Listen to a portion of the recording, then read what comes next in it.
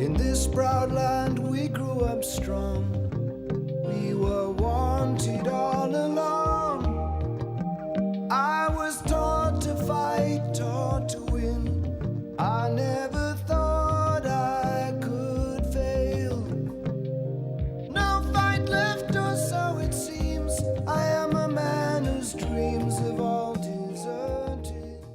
Flixa da aurrean dugun egitura geologikoa, eta bere ezaugarri nagusia da harri geruzak tartekatuta ikusten ditugula, eta vertikalean. Baina geruzak ez dira sortzen vertikalean, horizontalean baizik. Eta hori ulertzeko, behar dugu bidai bat eta 1 milioi urte atzera egin. Garai hartan Zumaia itsasoaren azpian zegoen, gutxi gora bera 1000 metroko sakoneran. Eta alde batetik, ibaietatik datozen sedimentuak pilatzen dira itsasoaren azpian, geruza biguna sortuz. Jarraian, aurkituko dugu beste geruza bat, itsasoko organismoen mikroeskeletoak eta maskor kalkareoez osatutakoa, eta hori izango da geruza gogorra.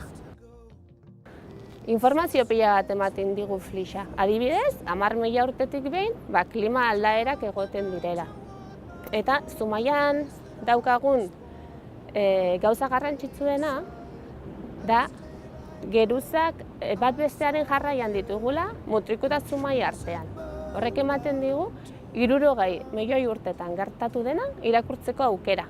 Horregatik deitzen zaio harrizko liburua.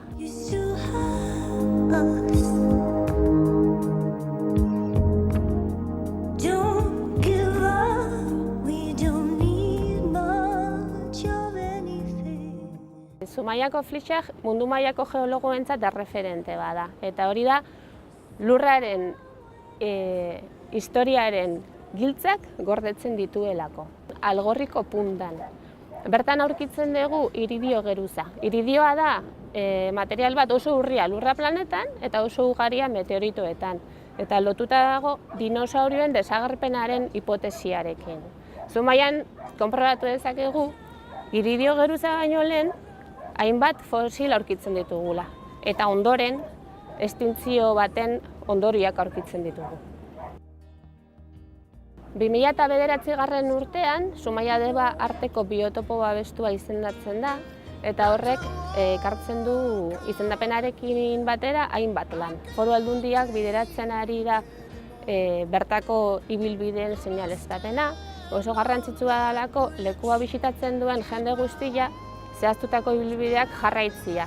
Algorri zentroa taldeekin egiten du lan, ikastetxeekin ikasturtean zehar eta turista taldeekin edozein elkarteekin ere. Eta gure eskaintza da, zentroa bea bisitatu, bertan dugu ikusentzunezkoa eta erakusketa iraunkorra. Oinezko irteera ezberdinak antolatzen ditugu eta programa osatu daiteke itsasontziko bidai batekin ere bai. Zentrotikan nola ez Zumaiako Flixa ezagutzera emateko helburua dugu, baita Zumaian dagoen beste gune babestu bat, eta da Urola itsasadarra. Europar Batasunak izendatutakoa, Natura 2000 sarearen barruan, eta zentrotikan Zumaiako natur baliabide guztiak ezagutzera emateko helburua dugu.